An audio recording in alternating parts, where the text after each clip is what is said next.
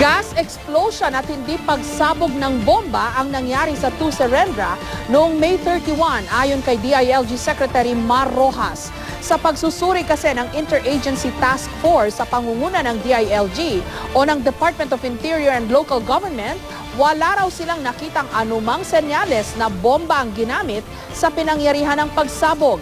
Patuloy naman daw nakikipagtulungan ang developer ng condominium sa mga otoridad. May report si Ian Cruz.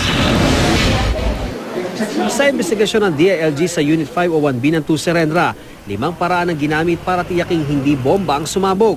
Unang pumasok sa building ang mga trained K9 unit para amuyin kung may mga trace ng explosive materials. Sumunod ang mga police expert, SOCO at tauhan ng Bureau of Fire Protection para kumalap ng ebidensyang magtutukoy sa uri ng pagsabog. Wala raw nakitang shrapnel o anumang bomb component. At sa mahigit 100 swab ng SOCO, walang nakitang trace ng bomb residue. Wala rin daw crater blast o butas na patunay ng isang bomb explosion. The explosion is most likely to have been caused by combustion or reaction of chemical substances, mga gas. Sa ngayon, nakasentro ang investigasyon sa gas leak na maaari raw nagmula sa centralized LPG piping system. Pag-aaralan din kung nakaapekto sa LPG piping system ang pag-renovate at pag-convert ng Unit 501B mula 1-bedroom patungong 2-bedroom condominium unit.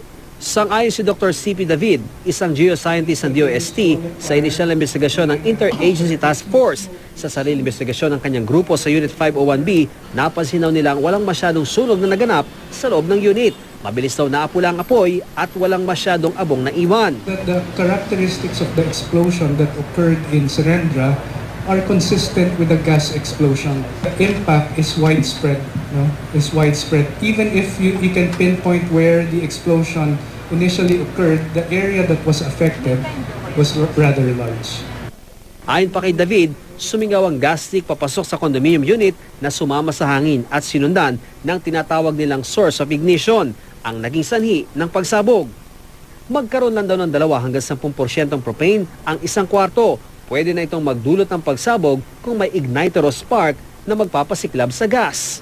Ang DOST hindi na nagdetalye kung ano ang dahilan ng pagsabog dahil iniimbestigahan pa rin ito. As long as there's an open flame, a spark, di ba minsan pagka nagpapatay tayo ng switch, may konting spark, that's probably enough. Or even static electricity. But at this point, it's all speculation pa. Sa 60 kataong kinausap ng mga investigador, 53 sa kanila ang kinunan ng sinumpaang salaysay. Kabilang sa kanila si Herminia España Ochoa, ang kakilala ng balikbayan si Angelito San Juan na nagrenta ng naturang unit.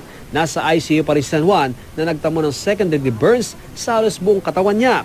Alas 6 kaninang umaga, dumating na ng bansa mula Amerika ang may-ari ng Unit 501B na si Marian Caiton. Na-trauma daw si Caiton sa pagsabog sa kanyang unit. Balak daw ng kanyang pamilyang magbakasyon sa bansa sa Disyembre, kaya niya pina-renovate ang unit. Bahay po namin yun. Pinaghirapan po namin ang pagbili ng bahay. Gustong-gusto po ng mga anak ko sa Serendra. Uuwi nga ho kami ng December, kaya ho namin pina-renovate. Excited ho ang buong pamilya. Tapos ganun ho. Tsaka ho, paano kung nandoon kami? Plano pa ang Diyos sa amin.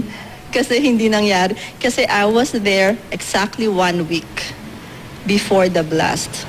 Nakipagkita raw siya kay Secretary Rojas at nagsumite ng sinumpaang salaysay at mahalagang dokumento para tumulong sa investigasyon.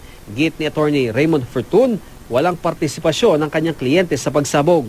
If they go through yung mga nakita nila dyan sa blast na yan, wala po silang makikitang sigarilyo, wala po silang makikita na lighter, or anything which could have been the trigger for that explosion. And the reason for that is that Mr. San Juan is not a smoker. Sa opisyal naman na pahayag ng Ayala Land na isang shareholder ng Serendra at developer ng Tuserendra, patuloy daw silang makikipagtulungan sa mga otoridad para matiyak ang structural integrity ng mga nadami na katabing establishmento. Bibigyan pansin din daw nila ang tamang operasyon ng kanilang pasilidad, pati na ang sistema nila sa LPG distribution. Ian Cruz, GMA News.